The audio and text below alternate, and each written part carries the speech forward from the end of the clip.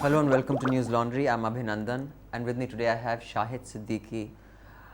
I would have said the leader of XXX party, but he has recently been expelled from the Samajwadi Party for a very controversial interview on Narendra Modi, which would be a big scoop for any journalist.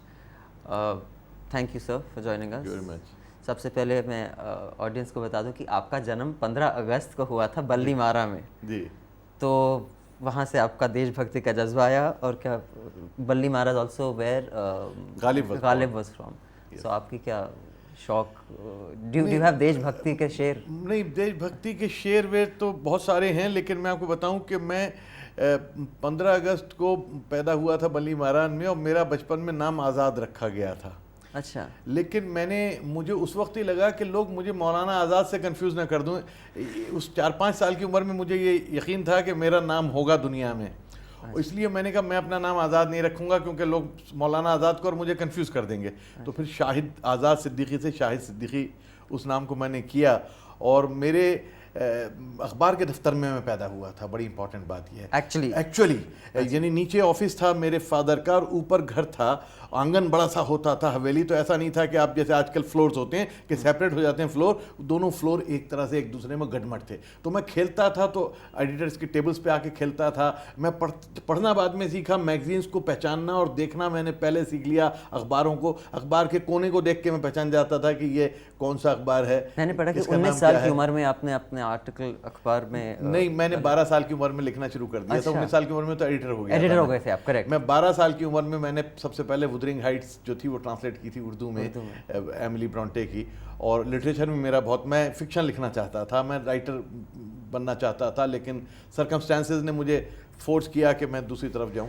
उसी पर मैं आपसे चर्चा करना चाहता हूं कि बस ऑडियंस को बता दें कि आप लेक्चरर थे दिल्ली यूनिवर्सिटी में, आप काफ़ी एकेडमिक रहे हैं, लेकिन you quit being a lecturer क्योंकि आपका एज अ लेक्चरर और एज अ जर्नलिस्ट रिजॉल्व नहीं हो रहा था टाइम। दो चीज़ें देखिए, मैंने दिल्ली यूनिवर्सिटी से 1974 में एमए किया, गोल्ड मेडलिस्ट था मैं। डॉक्टर करण सिंह का रिकॉर्ड मैंने पॉलिटिकल थॉट में तोड़ा, जो मैं होल्ड करता हूँ, वेरी प्राउड ऑफ दैट।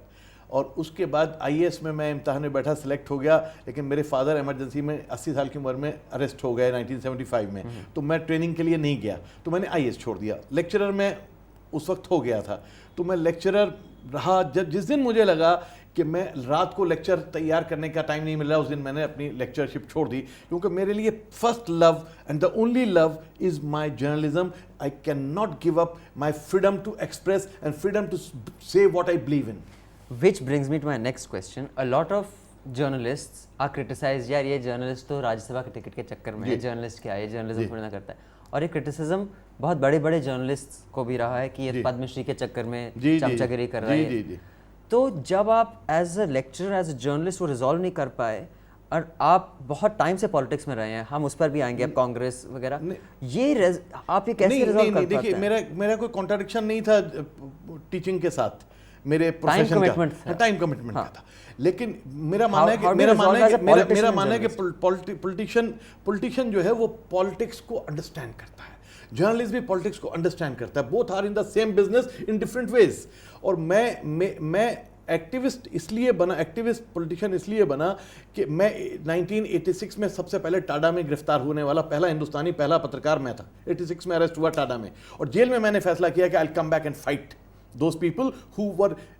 उस वक्त मैंने कश्मीर पे आवाज़ उठाई थी, कश्मीर में जो गलत हो रहा था, जो पंजाब में गलत हो रहा था, अरुण नेहरू मिनिस्टर होते थे, उनसे मेरा झगड़ा हुआ था, आरिफ मोहम्मद खान से झगड़ा हुआ था, तो मुझे जेल में डाल दिया गया टाडा में। लेकिन फिर भी आप कांग्रेस का हिस्सा रहे।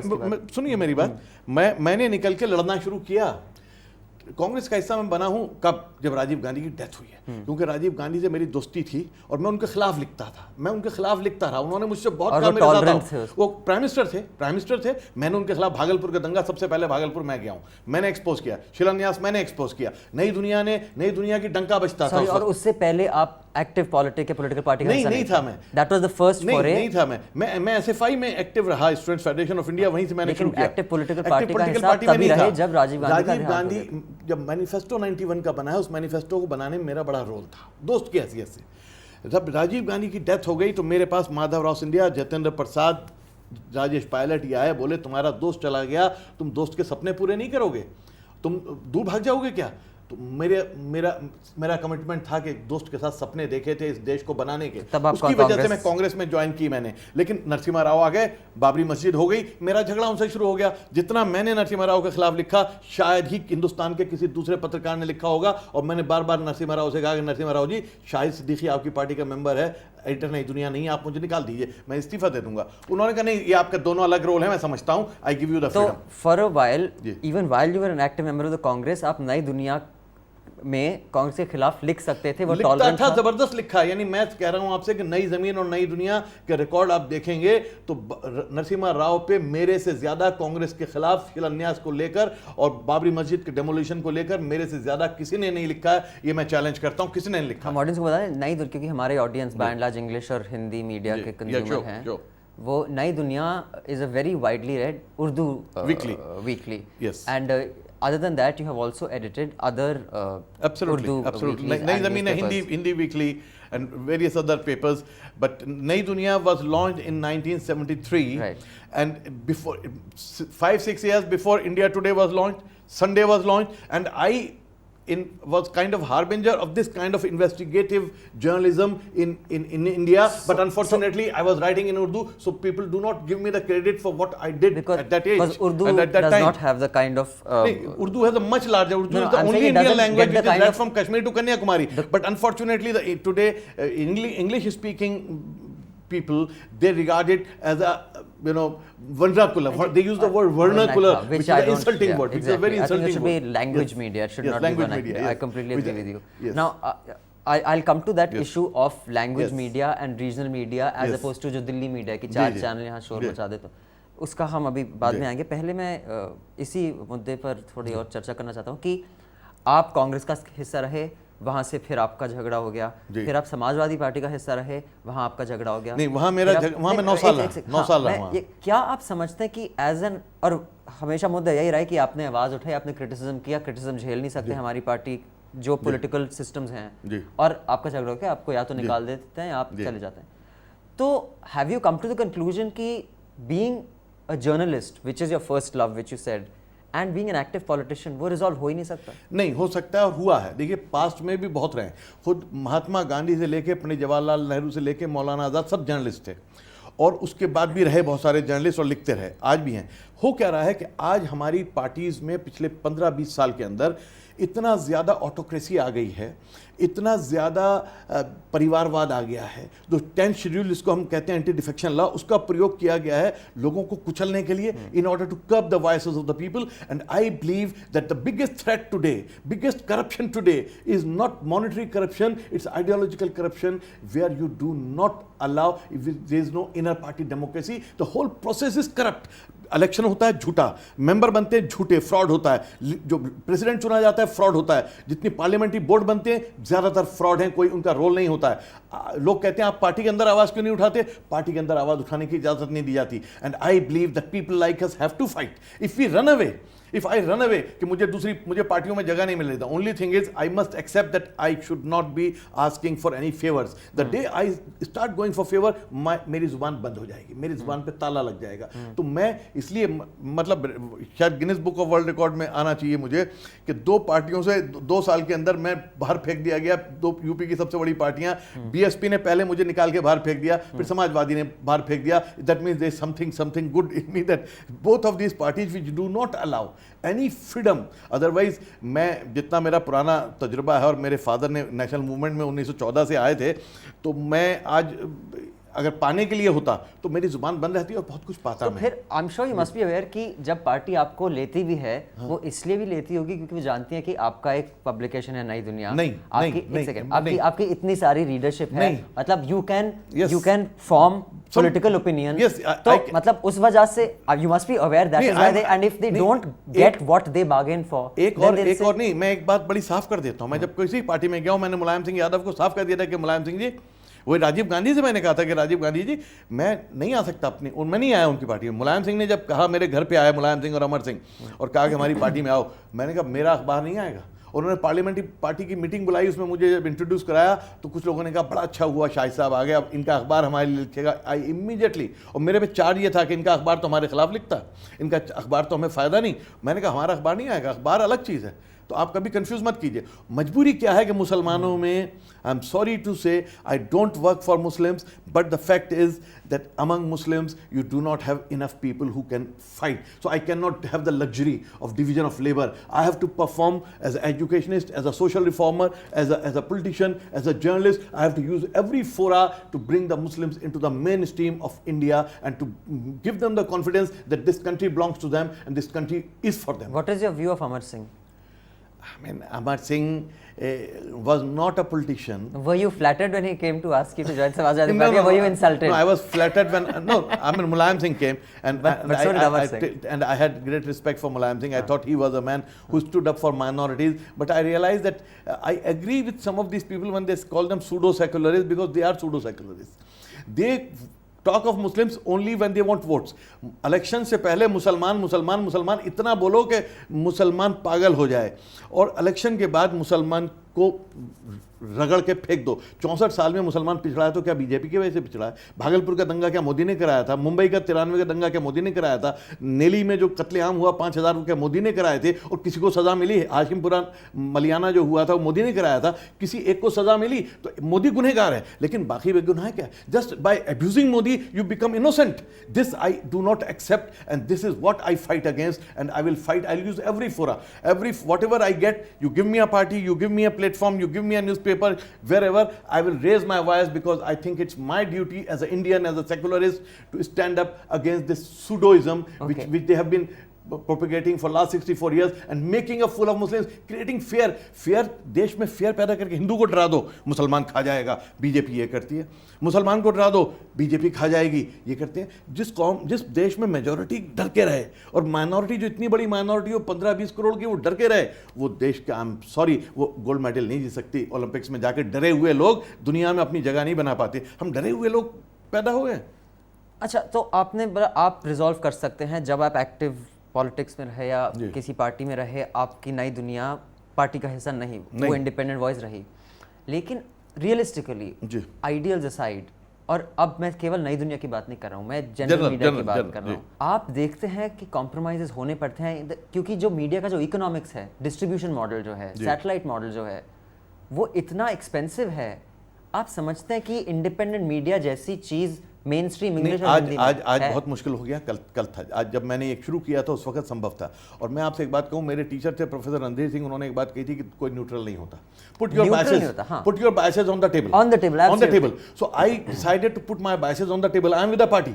आई know of most of the journalist. I am sorry, I have great respect for all the journalist, but I know of so many journalist who are associated with parties. They are working as their paid agents. They are working as their paid agents. But they come out, हम तो neutral नहीं, ये party कैसे join करते हैं? Party तो join करना बड़ी बुरी बात है। अरे put your cards on the table, let the people see where you stand, and therefore they can take care of your biases.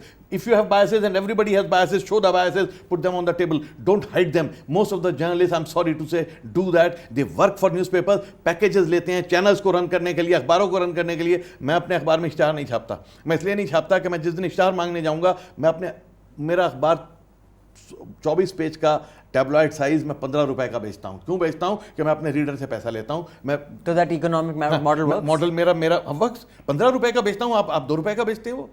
आपका उससे ज़्यादा पेजेस का, आपका 32 पेज का मेल टुडे जो है वो 2 रुपए का होता है। मेरा 24 पेज का नई दुनिया जो है उसी साइज का मैं 15 रुपए में बेचता हूँ। So the reader gets what he pays for. Reader is ready to pay for my freedom and independence. Reader pays for my freedom and independence, not the business people, not the politician, not the political parties. And therefore my first commitment is to my reader, not to the business groups who give my ads, not to the political parties who pay for my running my news channels. And that has worked till now. Unfortunately, today, yes, it has worked till now. Today the news channels are not, उनकी ईमानदारी अपने viewer की तरफ नहीं है, उनकी ईमानदारी इश्तहार देने वालों की तरफ है, पेड करने वालों की तरफ है। तो आप इंडिपेंडेंट जर्नलिज्म कहाँ से करोगे? Where is independent journalism? It is controlled by the business classes and political groups, which is extremely unfortunate, and we have to fight against them. हमें वापस आज़ाद कराना पड़ेगा मीडिया को। आप पार्टी में रह के आज़ाद रह सकते हो अगर आप बायसेस रख दो। लोगों को पता है कि शायद की समाजवादी पार्टी में है, तो इस समाजवादी पार्टी के सवाल पे थोड़ा सा इसके बायस होगा। They can read my bias and I try my best not to be biased. But they are aware of it. And they are aware of it, but it ends up my being less, in fact, more biased against You try to Samajwadi. overcompensate. Yes, sometimes this happens. In trying to be, neutral, मैं over neutral हो जाता हूँ, दूसरे लोग तारीफ कर देंगे, मैं तारीफ करने से पहले सोचूंगा कि लोग कहेंगे चमचागिरी कर रहा, मैं नहीं लिखता.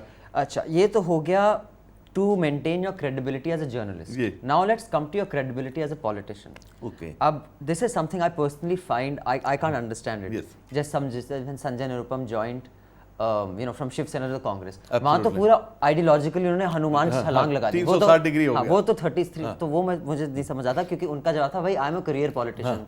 तो मुझे वो, लेकिन ठीक है आपके Congress, Samajwad, BSP on economic और social ideology they are not very far from each other. But yet, especially this SP और BSP में इतना जो venomous रहा है confrontation, जब आप एक पार्टी से दूसरी की तरफ जाते हैं, आप नहीं समझते कि as a politician your credibility gets compromised. जी भाई कल तक तो ये मुलायम के साथ थे, आज मायावती के साथ है. बेशक उनके ideological divide इतने ना हो, लेकिन इतना venomous confrontation रहा है. How can you resolve that? I agree with you. I regret my going to BSP. Because at that point something happened which I had not planned. ऐसा था, न्यूक्लियर डील पे मैं अपोज कर रहा था, nuclear deal को party ने मुझसे कहा था अपोज करो, और मैं आइडियोलॉजिकली कमिटेड था अपोज करने के लिए. अचानक मेरी पार्टी, समाजवादी पार्टी ने रातों रात अपनी लाइन बदल ली. मुझे नहीं मालूम क्या सौदा हुआ. कुछ सौदा हुआ था समाजवादी पार्टी का, जो नोट भी बटे थे, जिसमें पकड़े गए थे अमर सिंह. नोटों का पूरा खेल आपने देखा था. तो वो सौदा हुआ था. उस सौदे को मैंने अपोज किया. उन्होंने कहा कि अगर आप हमारी पार्टी में रहोगे तो आपको सपोर्ट करना होगा, नहीं तो इस्तीफा दे दो. मैंने कहा लो इस्तीफा मेरा. मैंने इस्तीफा दे दिया.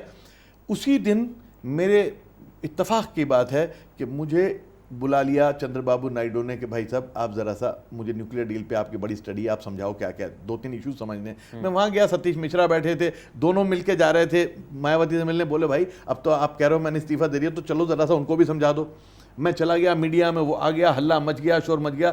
मैं समझता था कि both these groups, Muslims and Dalits, they have been marginalized in the society and economy, and therefore they should work together. तो मुझे, और दूसरी बात यह है कि एज अ इंडियन, तो आप कांशीराम से ताल्लुक बहुत ज़्यादा, बहुत करीब. मेरे घर पे वो, जब मैं कांग्रेस में था तब भी, जब मैं समाजवादी में था तब भी, और मुलायम सिंह और कांशीराम की पहली मीटिंग इसी कमरे में जहां अभी बैठे हैं आप, 14 दिसंबर 1992 को बाबरी मस्जिद के गिरने के एक हफ्ते बाद इसी में हुई थी. और यहीं से दोनों का अलायंस बना था. अलायंस मैंने करवाया था काशीराम का. तो जब आप गए मायावती जी से मिलने, उनको तो पता था कि आप मुलायम जी की पार्टी से आ रहे हैं? नहीं, वो तो ये भी जानती थी कि मैं काशीराम के कितना करीब था, और मेरी रिस्पेक्ट करती थी बहुत ज्यादा. उन्होंने मुझे बहुत रिस्पेक्ट, उन्होंने कहा कि ज्वाइन करो मेरी पार्टी. उन्होंने फोर्स किया मुझे कि ज्वाइन करो कुछ है, लेकिन बोलना नहीं कुछ. नहीं उस वक्त नहीं कहा. उस वक्त मुझे, मैंने कहा मैं बोलूंगा. उन्होंने सारी पार्टी को बुला के कहा कि शाहिद सिद्दीकी टीवी पे जाया करेंगे और बोला करेंगे, ये मीडिया के आदमी है, ये मीडिया में रहेंगे, कहा उन्होंने. और उसके बाद जब इलेक्शन हो गए तो उन्होंने, एक दिन उनके पीए का फोन आया, उन्होंने भी नहीं फोन किया कि साहब आप आज से टीवी पे नहीं जाएंगे, नहीं बोलेंगे. मैंने कहा मैं तो इस अंडरस्टैंडिंग के साथ आया था कि मैं बोलूंगा. और फिर भी उस पर भी नहीं हुई. झगड़ा हुआ कि एक सेमिनार में मैं बोला 10th शेड्यूल के ऊपर, एंटी डिफेक्शन लॉ के ऊपर. उसमें मैंने कहा कि सारी पार्टियों ऑटोक्रेटिक हैं, पार्टियों में इनर पार्टी डेमोक्रेसी नहीं है. उसको इंडियन एक्सप्रेस ने हेडलाइन बना दिया. किसी ने मुझसे पूछा कि बीएसपी, मैंने कहा BSP is also autocratic. I mean as a honest academic मेरा वो था, उसने बना दिया कि बीएसपी इज ऑटोक्रेटिक. हेडलाइन, मुझे मतलब मुझसे न पूछा गया न गछा गया, मुझे पार्टी से निकाल दिया गया. अब इस पार्टी से निकाल, लेकिन वहां जाके मुझे लगा, रिग्रेट हुआ कि मैं गलत आ गया हूँ. ये मैं मानता हूँ आप गलत बीएसपी में, क्योंकि बीएसपी में मेरे जैसा आदमी बिल्कुल सर्वाइव ही नहीं कर सकता, जो ये समझता है कि politics is about honesty, politics is democracy is about expressing your opinion. Party में डिफरेंसेस होने चाहिए. मेरा मानना है पार्टी के अंदर डिफरेंट व्यूज होने चाहिए. एक व्यू पे चलना या एक नेता को फॉलो करना मैं ईमानदारी नहीं मानता. आज ये समझ लिया गया. How does your political career go from here? My political career is going, first of all, do you have any? No, I don't have मेरा political जो मिशन है, वो 2 मिशन है मेरे. एक मिशन है मेरा इस मुल्क के अंदर डेमोक्रेसी को इलेक्शन से आगे ले जाना. Democracy is not about only having elections. Democracy is about economic democracy, about social democracy, about political democracy, so many ways. देखिए जब अन्ना ने बोला आपने उसकी खिलाफत की. एक सुनिए, एक दूसरी बात ये, दूसरा मेरा जिंदगी में मिशन है कि माइनॉरिटीज, स्पेशली मुस्लिम्स, जो पाकिस्तान बनने के बाद अपने बंद हो गए थे शेल के अंदर, फेयर था उनके अंदर, उनका फेयर ख़त्म करके शेल खोल के उन्हें नेशनल मेन स्ट्रीम में लाना, उन्हें फील कराना कि ये मुल्क उनका उतना ही है जितना कि किसी और का है। ये 2 मिशन है। इन 2 मिशंस के लिए मैं कोई भी फोरम यूज़ करूंगा, अखबार भी करूंगा और जर्नलिज्म भी करूंगा और पॉलिटिक्स भी करूंगा, पार्टीज को भी करूंगा, हर पार्टी के अंदर मैं जाने को भी तैयार हूं, छोड़ने को भी तैयार हूं। जहां मुझे लगेगा कि ये मिशन खतरे में है वहां मैं नहीं रह सकता, जहां मुझे लगता है कि डेमोक्रेटिक फ्रीडम नहीं है। Now I want to come to the most important issue want talk about. ये जो आपका नरेंद्र मोदी का जो इंटरव्यू छपा, मैंने इंटरव्यू पढ़ा, एक तो as a journalist it's a big scoop क्योंकि वो इंटरव्यू नहीं देते किसी को। पहला आप बोलिए कि मैं बहुत सिनिकल हो रहा हूँ, लेकिन सिनिकल होना भी जरूरी है। बिल्कुल आपका राइट कि नरेंद्र मोदी जो किसी को इंटरव्यू नहीं देते, उसने मुझे क्यों दिया? क्यों दिया? मुझे क्यों दिया मैं बताऊं, मुझे नहीं पता कि क्यों दिया, लेकिन इंदिरा गांधी इमरजेंसी के बाद आपने कोई प्रॉमिस किया था उनसे कि ये सवाल नहीं सुनिए पूछूंगा? इंदिरा गांधी ने मेरे बाप को 4 बार जेल में डाला था 80 साल की उम्र में। जब इमरजेंसी खत्म हुई, मैं 18-19 साल का था, मैंने उनको चिट्ठी लिखी, मैंने कहा इंदिरा जी मैं आपका इंटरव्यू करना चाहता हूँ नई दुनिया के लिए। उन्होंने मुझे टाइम दे दिया। मैं हैरान क्यों दे दिया, कैसे दे दिया? पहला अखबार पूरी दुनिया में, in the whole world, that was the biggest scoop I did in my life. उसके बाद I have interviewed everybody from Atal Bihari Vajpayee to Advani to Vishwa Hindu Parishad leaders, all sorts of leaders, all prime ministers. Modi को इत्तेफाक की बात है, I was very critical of Modi. Modi ने मुझसे कहा जब मैं इंटरव्यू करने गया, मैंने कहता मैंने आपको इसलिए दिया, आप इतनी गाली देते हो मुझे टीवी के ऊपर, आप मुझे फासिस्ट कहते हो, आप मुझे हिटलर कहते हो, आप मुझे कौन सा गाली है जो नहीं देते हो, लेकिन मैंने ये सोचा कि ये आदमी ईमानदार है। ये आदमी, दूसरे मुझसे मीडिया वाले आते हैं, कहते हैं सर मोदी साहब आपने इतना प्रोग्रेस किया है, आपने इतना डेवलपमेंट किया है, हम तो आपसे डेवलपमेंट पे बात करना चाहते हैं, दंगा तो हो गया पुराना, 10 साल हो गया, हमें इंटरव्यू दे दीजिए। जब मैं उनको टाइम दे देता हूं तो आके मुझसे वो फ्रॉड करते हैं, मुझसे ये बात शुरू कर देते हैं। मैंने मोदी से कहा कि इंटरव्यू में करूंगा दंगे के ऊपर। आपने सीधा बोला? बिल्कुल सीधा, नहीं बिल्कुल रिटर्न में, मैंने रिटर्न में भेजा उनके पीए को सवाल कि साहब मेरे दंगे के ऊपर होंगे, दंगा क्यों हुआ, कैसे हुआ, हु वाज रिस्पॉन्सिबल, ये मैं सवाल पूछूंगा आपसे, और अगर आप इनका जवाब देंगे, और ये भी मैंने रिटर्न में उनको दिया कि आप उठ के नहीं जाएंगे मेरे, अगर नहीं जवाब देना आप कह देंगे इसका जवाब नहीं दूंगा मैं उसको कोई इशू नहीं बनाऊंगा, लेकिन आप उठ के नहीं जाएंगे। तो मैंने कंडीशंस अपनी रख दी थी। उनकी एक कंडीशन थी कि आप मेरा इंटरव्यू एज इट इज छापेंगे, जिसको कि ये लोग कहानी बनाते इतना लंबा कैसे छाप दिया। जब आप एज इट इज करते हैं तो लंबा आपने कमिटमेंट हो जाता है। मेरा कमिटमेंट था, तो मेरे लिए बहुत बड़ा स्कूप था। और मैंने हमेशा सोचा है कि जो विरोधी है, जिससे आपको आपके मन में बहुत सवाल है, उससे सवाल पूछो। ये डेमोक्रेसी का एक फंडामेंटल है। अगर आप विरोधी से नहीं बात कर रहे हैं तो फिर डेमोक्रेसी सोसाइटी में सर्वाइव नहीं कर सकती है। तो मैंने जो विश्व हिंदू परिषद के लोग हैं, परवीन तुगड़िया जैसे और अशोक सिंघल जैसे, जिन्होंने बाबरी मस्जिद गिराई, मैंने उनसे half a dozen interviews I have done with them. मुझे किसी ने नहीं कहा कि आप बड़ा, ये तो इनको आप बढ़ावा दे रहे हैं। ये इलेक्ट्रॉनिक मीडिया, मुझे उर्दू मीडिया ने नहीं कहा था, ये अंग्रेजी मीडिया, इलेक्ट्रॉनिक मीडिया, जो I don't know, some of them were very jealous कि इनको कैसे दे दिया, इसकी औकात क्या है, ये 2 पैसे का अखबार, नई दुनिया, नाम नहीं सुना, हम इतने बड़े बड़े चैनलों के मालिक, we are the gods today. Some of the channel editors regard themselves as gods. They thought कि हमें नहीं दिया, ये कैसे दे दिया, इसको औकात दिखाते हैं इसकी। तो you mean they spun the story? Spun, absolutely. मैंने इंटरव्यू में कोई ऐसी बात कही, उसको ऐसे पहले दिन से from the day one they started building up as if there's a deal or something of the sort. I have not spoken to Modi before, I have not spoken to Modi after. और अभी stories बनाई जा रही हैं कि नरेंद्र मोदी तो इनके घर पहले से आना जाना था, मेरे घर कभी, मैं उसे मिला ही नहीं, I have never seen him, I have never talked to him. ठीक, तो जब आपने ये इंटरव्यू किया, उसके बाद मुलायम सिंह ने आपसे बात की कि बस एक ऑर्डर दे दिया कि भाई ये हमारे पार्टी का हिस्सा नहीं है? हुआ ये कि बिल्ड किया गया वहां पे कि पार्टी को बड़ा नुकसान हो जाएगा। मुझे लगता है समाजवादी पार्टी के अंदर गिल्ट है। उन्होंने हाथ मिलाया था कल्याण सिंह से, जो बाबरी मस्जिद को गिराने वाला, इसको सुप्रीम कोर्ट ने माना कि हाँ मुजरिम था ये। उस मुजरिम से गले मिले थे मुलायम सिंह, उनको बहुत नुकसान हुआ था उससे। तो मुलायम सिंह ने समझा कि ये आपकी अखबार में मोदी का इंटरव्यू छपना उनकी पार्टी के लिए प्रॉब्लम होगा। और वहाँ कुछ मुसलमान ऐसे बैठे हैं जो मुझ जैसे लोगों को बर्दाश्त नहीं करते। आजम खान, मैं नाम किसी का नहीं लेता हूं, लेकिन मैं एक बात कहूंगा कि ज्यादातर सो कॉल्ड सेकुलर पार्टियां जो हैं वो 2 तरह के मुसलमान मांगती हैं। एक वो जो पान खाने के लिए मुंह खोलते हैं, दूसरे जो पान थूकने के लिए मुंह खोलते हैं, तीसरा मुसलमान बर्दाश्त नहीं है उन्हें। मुसलमान सोचता भी हो, बोलता भी हो, सेकुलर पार्टियां, I am talking of secular parties. BJP में शाहनवाज और मुख्तार अब्बास नकवी को इजाजत है, इज्जत है। कांग्रेस के अंदर जो मुसलमान बैठे हैं उनकी कोई औकात नहीं है। जो समाजवादी पार्टी में बैठे हैं उनकी कोई औकात नहीं है। They are treated like absolute Azam Khan भी जो है उनकी कोई पोजीशन और पावर नहीं है, उनको एक न्यूसेंस के तौर पे लिया जाता है। अमर सिंह तो बोला था कि समाजवादी पार्टी में रहना है तो आजम आजम कहना है, याद है? वो अमर सिंह का मसला था, उनका जाति झगड़ा था। अच्छा, ये लोग आइडियोलॉजिकल झगड़े नहीं करते, मैं आइडियोलॉजिकल झगड़े करता हूँ। मैं ना तो पर्सनली फॉलो करता हूँ किसी को, ना पर्सनली अपोज करता हूँ। मैं आज भी अखिलेश के लिए मेरे दिल में बहुत इज्जत है, मुलायम सिंह यादव के लिए मेरे दिल में इज्जत है, मायावती के लिए भी मेरे दिल में बहुत इज्जत है, क्योंकि I have not come across another woman in the whole world who has come out from such a rural background and without a party, nobody gave it on a platter. किसी की बेटी नहीं है, किसी की माँ नहीं है, किसी की बीवी नहीं है, कोई शहीद नहीं हुआ जिसको जो उसको दे गया और प्लेट पे सजा के। उस औरत ने पार्टी बिल्ड किया यूपी में। काशीराम ने बिल्ड नहीं की, Kashiram was building in Punjab and because I knew Kashiram for last 30 years and Maharashtra.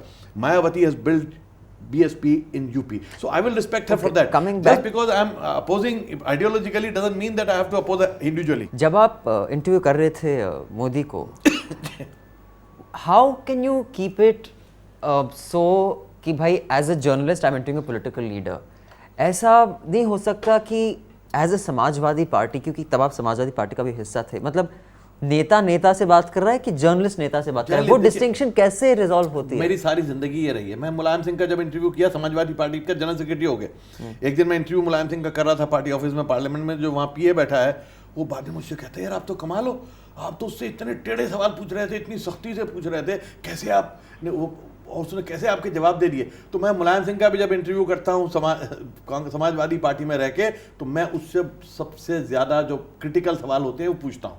मेरे ब्लड के अंदर आ गया, मेरे सिस्टम के अंदर आ गया, it's in my genes to separate my in both the personalities, और वो मैंने सारी ज़िंदगी किया। देखिए हम 3 आदमी एक साथ आए थे पॉलिटिक्स के अंदर, राजीव गांधी के साथ, एमजे अकबर अंग्रेजी से, उदयन शर्मा हिंदी से और शाहिद सिद्दीकी उर्दू से। हम तीनों दोस्त थे बहुत गहरे, और हम तीनों आए थे। ये दोनों आ गए थे सीधे पॉलिटिक्स में, मैं नहीं आया था।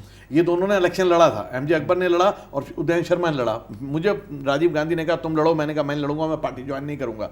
तो राजीव गांधी की डेथ ना होती तो मैं कभी पार्टी ज्वाइन नहीं करता। और एक बार पार्टी में आ जाओ, it's very difficult to get out, and then you can see how you can use various platform. मैंने बहुत सारे कांग्रेस के अंदर रह के काम कराए, जो माइनॉरिटी अफेयर्स मिनिस्ट्री का वर्ड है वो मैंने दिया, रैपिड एक्शन पुलिस फोर्स, मैं दावा करता हूं, चैलेंज से मैं कहता हूं, this was my brain child, rapid action police force, minority finance development corporation, Maulana Azad education foundation 91 के मैनिफेस्टो में मैंने डाले। I can help my community and the people by being in the parties, but I should not succumb. मैं पैर ना छूं किसी के, ये बहुत जरूरी है, और उसके लिए मेरा पत्रकार भी जिंदा रहता है। दोनों देखिए, एक ही वक्त में आप भाई होते हैं, बेटे होते हैं, फादर होते हैं, इट डिपेंड्स। लेकिन वो कभी कॉन्फ्लिक्ट नहीं होता। मैं बताता हूँ, फॉर एग्जांपल मैं कॉन्फ्लिक्ट होता है, बहुत बार होता है, as a husband, as a son, conflict रोज होता है आपकी माँ के साथ और अपनी बीवी के साथ कॉन्फ्लिक्ट होता है। शादीशुदा नहीं तो मुझे पता लेकिन रिजॉल्व करना आना चाहिए। You should be able to, if you are honest you can resolve it, if you are dishonest तो कॉन्फ्लिक्ट ही नहीं होता। फिर मैं बस ये पूछना चाहता हूँ कि you are a Muslim now, Modi ने एक स्पीच में जो सुनी है, बाकी चीज़ें डिबेटेबल हैं जी, एसआईटी ने उनको क्लीन चिट दिया है, इन्होंने नहीं दी है, उस जज ने नहीं बोला है, लेकिन एक चीज़ तो ऑन रिकॉर्ड है, उन्होंने वो बोला है हम 5 हमारे 25 वाली जो स्पीच है, वो मैंने स्पीच देखी है, उनके काफ़ी अटरेंसेस रहे हैं। तो जब उनको इंटरव्यू करते हैं, एक इमोशनली एक एंगर नहीं होता कि मैंने इंटरव्यू पढ़ा और वो काफ़ी संयम टाइप का है, मैं आई वुड थिंक कि जब एक मुसलमान व्यक्ति जो एक मुस्लिम लीडर भी रहा हो एंड इज वर्किंग टुवर्ड्स, देखिए at emotional response, how do you pull that back? मैं इंटरव्यू करता रहा हूँ सारी जिंदगी। मुझे पता था कि मोदी से अगर मैं बदतमीजी से बात करूंगा, संयम नहीं रखूंगा, अपना कंट्रोल नहीं रखूंगा, अपनी वॉइस को मॉड्यूलेट करके नहीं रखूंगा, तो वो उठ के खड़ा हो जाएगा। You think a party expected कि वहां जाके गाली गलौज करके आओ? You think that was the expectation as a reporter? I don't know, मुझे नहीं पता कि क्या do you think that is the expectation of people कि अगर आपको किसी का एक्सेस मिले, people don't want a polite conversation, you think people want a झगड़ा? Some people have that expectation, and ये इलेक्ट्रॉनिक मीडिया ने ड्रामा बना दिया इंटरव्यू को। इंटरव्यू में गाली गलौज, लड़ना, जैसे एक दूसरे को नोच डालोगे, आप कटघरे में खड़े हो, ये प्रिंट मीडिया का नहीं होता। मैं पुराने वक्तों का पत्रकार हूँ। मैं जब इंटरव्यू करने जाता हूँ तो मैं मौका देता हूँ सामने वाले को उसकी व्यूज आने के लिए, मैं अपनी व्यूज उस पर नहीं थोपता। मैं उसको कटघरे में नहीं खड़ा करने जाता हूँ कि मैं उसको कोई मर्डर करने जा रहा हूँ, मैं जिसका इंटरव्यू कर रहा हूँ मुझे दिखाना है कि how good I am. It is जिसका इंटरव्यू कर रहा हूं उसकी आवाज बननी चाहिए, मेरी आवाज नहीं। आज ये हो गया हर चैनल वाले का कि वो ये दिखाता है कि जिसका इंटरव्यू कर रहा हूं गधा है, बेवकूफ है, only I know everything, I know everything on every issue in the world. This is not journalism, this is theater, this is drama, this is नौटंकी. तो मैं नौटंकी नहीं करता, मैं पत्रकारिता करता हूं, और मैंने उससे जो सवाल मुझे पूछने चाहिए थे वो मैंने पूछे. बहुत से सवाल हर इंटरव्यू में रह जाते हैं, हर इंटरव्यू का एक टाइम फ्रेम होता है, हर इंटरव्यू का जवाब देने वाले की भी मर्जी होती है. तो मैं नहीं कहता मैंने सारे सवाल पूछे, मैं नहीं कहता मैं सेटिस्फाइड हूं, और मैंने कहीं क्लीन चिट दी नहीं, आज भी मैं नहीं देता हूं. मैं कहता हूं गुनहगार है. मैं सिर्फ इतना कहता हूं कि मोदी गुनहगार है, लेकिन अकेला गुनहगार मोदी नहीं है. हम सिर्फ मोदी को क्यों निशाना बनाते हैं? हम मुंबई में 93 में दंगा हुआ था, और वो तो he used that as his own USP. मुझे तो लगता है that's worked in his favor. What? That everyone only targets him. Target him. He's turned that into his USP. मैं हैरान होता हूं अपने मीडिया से कि इलेक्शन को आज 4 महीने बाकी हैं, क्यों लोग गुजरात की बात नहीं कर रहे हैं? क्यों सोनिया गांधी नहीं जा रही हैं गुजरात? क्यों राहुल गांधी नहीं जा रहे हैं गुजरात? क्यों मीडिया बात नहीं कर रहा है? क्यों अंधेरे में गुजरात के इलेक्शन को रखा हुआ है? बंगाल के इलेक्शन पे 2 साल पहले से, यूपी के इलेक्शन के 2 साल पहले से आपने इतना हल्ला मचाया था. ना अन्ना हजारे जा रहे हैं, ना रामदेव जा रहे हैं, ना सोनिया गांधी जा रही हैं, जैसे गुजरात में कुछ हो ही नहीं रहा. मैंने सवाल उठा दिया गुजरात पे, तो कहते हैं टाइमिंग. अरे टाइमिंग तो इलेक्शन से पहले होगी ना, इलेक्शन के बाद थोड़ी टाइमिंग होती है.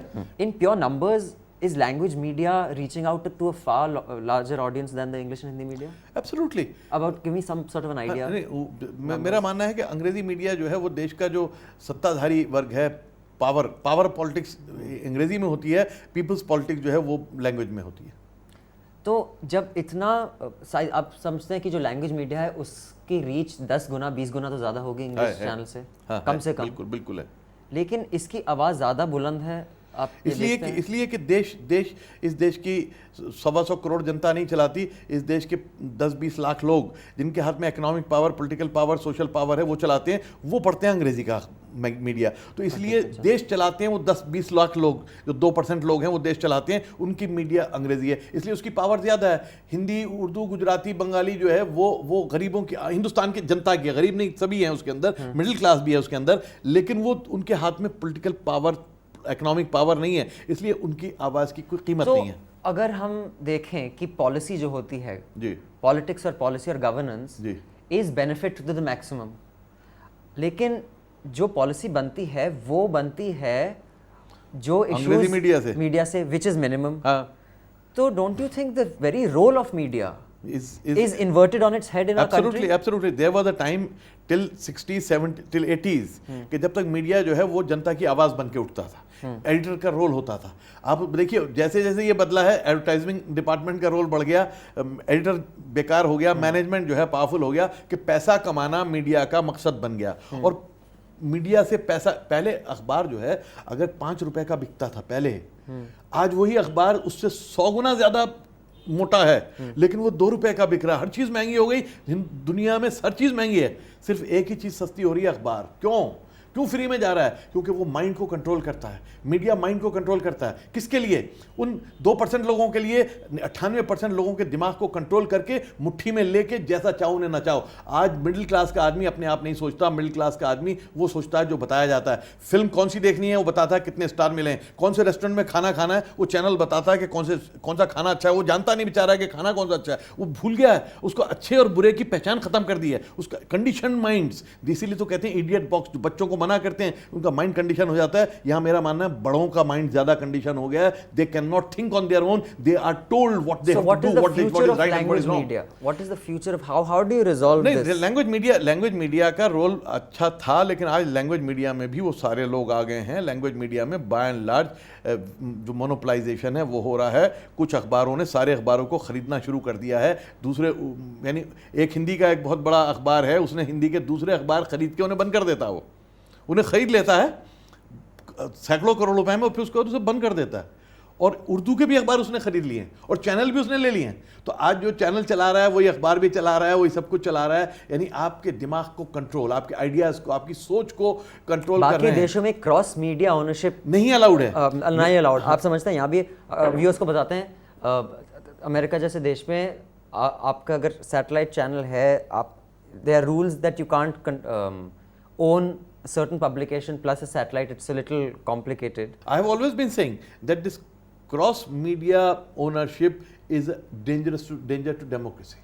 What is democracy? देखिए 5 साल में एक बार इलेक्शन होता है, 5 साल चाबुक कौन चलाता है? मीडिया चलाता है। मैं मानता हूं कि अखबार को जनता का चाबुक है जो रोज बरसना चाहिए सरकार की पीठ के ऊपर। अगर वो चाबुक का रोल नहीं कर रहा है तो मीडिया जो है डेमोक्रेसी में आपने इतनी फ्रीडम क्यों दी है मीडिया को? इतनी आपने पावर क्यों दी है? इतनी सिक्योरिटी क्यों दी है? इसलिए कि वो काम करेगा जो आम आदमी नहीं कर सकता। लेकिन अगर वही मीडिया पावरफुल लोगों का, सत्ताधारियों का हथियार बन जाए लोगों को दिमाग को कंट्रोल करने के लिए, तो वही मीडिया जनता के लिए डेंजर बन गया। Today media has become the biggest danger to the freedom of press, to the freedom of expression. I decided long time back that I don't want anything, not at the cost of my ideas. Yes, I want to be in the parliament. Why? Because I thought that will be a platform where I can raise my voice. And I did that. When I was in the parliament, those who were with me, they will vouch for that every time I did not bother what my party was. When I thought something was right, I stood up for it or against it. So in that case, one last question. You think the Modi interview was worth all the angst and anguish it's caused you? I think in history sometimes something happens as a catalyst. और मेरे लिए भी शायद ये catalyst का हुआ है कि मैं बहुत दिन से चाह रहा था कि पार्टी पॉलिटिक्स से बाहर निकल आऊँ, क्योंकि मुझे लग रहा था कि अब सांस लेना मुश्किल हो रहा है पार्टी पॉलिटिक्स में। जो पहले की पार्टियां थी 15-20 साल पहले की, वो पार्टियां नहीं हैं। तो लेकिन वो होता ही है कि आप कंबल को छोड़ना चाहते हैं, कंबल आपको नहीं छोड़ता है। तो मैं छोड़ नहीं पा रहा था। इन्होंने मेरे साथ बड़ा अच्छा कर दिया कि मुझे इन्होंने धकेल के मुझे एक बार फिर सांस लेने का मौका दे दिया। तो मोदी का इंटरव्यू एक तरह से मेरे लिए वरदान साबित हुआ है कि मैं पार्टी से बाहर आके अब मैं ईमानदारी से लड़ सकूंगा। मैं मोदी से भी लड़ूंगा और मोदी जैसे जो सेकुलर पार्टियों में बैठे मुसलमान को बेवकूफ़ बना रहे हैं, उसके वोट का दुकानदारी कर रहे हैं, उनसे भी मैं लड़ सकूंगा। क्योंकि पहले मुझे सो कॉल्ड सेकुलर पार्टियों में रह के सिर्फ बीजेपी को और मोदी को गाली देनी होती थी। मैं इनकी जो असल में जानता था कि क्या चेहरा है, उस पर मुझे चुप रहना पड़ता था। अखबार में लिखता था मैं, लेकिन फोरम पे मुझे चुप रहना पड़ता था। अब मैं फोरम्स पे आके अगर मुझे मौका मिलेगा, मुझे हो सकता है इलेक्ट्रॉनिक मीडिया ही मेरी आवाज़ को कुचल दे, दबा दे, क्योंकि उन्हें सूट तब करता है जब मुझे कटघरे में खड़ा करें। जब मैं कोई अच्छी बात कर रहा हूं तो शायद मेरे लिए जगह ना हो मीडिया के अंदर, लेकिन मैं अपनी लड़ाई जारी रखूंगा। I am optimist and I believe that ultimately truth prevails and victory is for the truth. You may not be there, someone else will take up, but your voice will produce dozens and dozens of people who will be able to do that. तो फिर एक advice है मेरी कि जब आप किसी भी इंटरव्यू पे जाएं उनको बोलें, देखिए शाहिद सिद्दीकी पत्रकार, नॉट शाहिद सिद्दीकी नेता, क्योंकि वो हमेशा बोलता हूं सर, हमेशा वो आपको नेता लिखते हैं। नहीं मैं नहीं लिखता, चैनल वाले लिखते हैं। हाँ। चैनल वो इंटरव्यू वाला कभी नहीं लिखता। हाँ। वो इंटरव्यू वाले को पता है, इंदिरा गांधी को भी पता था, मुलायम सिंह को भी पता था। जब मैंने कांग्रेस में रह के उनके 1 दर्जन इंटरव्यू किए थे 92-93 में, मेरे घर में जब वो मिले थे आके, सबको पता होता है। ये चैनल वाले जो हैं ये जानबूझ के ट्विस्ट देने के लिए, उस पर तड़का लगाने के लिए कि ये समाजवादी, जैसे मैं कोई भी बात कई बार मुझसे पूछते हैं, मैं कहता हूं I can speak as a public person, not as a journalist. तो लेकिन वो वहां पे मैं देखता हूं, वहां पे जाके हेडलाइन होती है समाजवादी पार्टी शाहिद सिद्दीकी ने ये कर दिया। जबकि मेरी क्या पार्टी में ज्वाइन करने का मतलब होता है कि मैं गुलाम हो गया पार्टी का, मेरी सब सोच खत्म हो गई। As an individual I don't have any existence. Then we will not make that mistake. We thank Shahid Siddiqui, वरिष्ठ पत्रकार, journalist, for joining us. Incidentally, he has also been a neta. I am still a neta, and I will remain a neta. I don't give up politics. Okay. Parties, of course, I will give up. Thank you so much. Thank you very much. Thank you very much. Bye.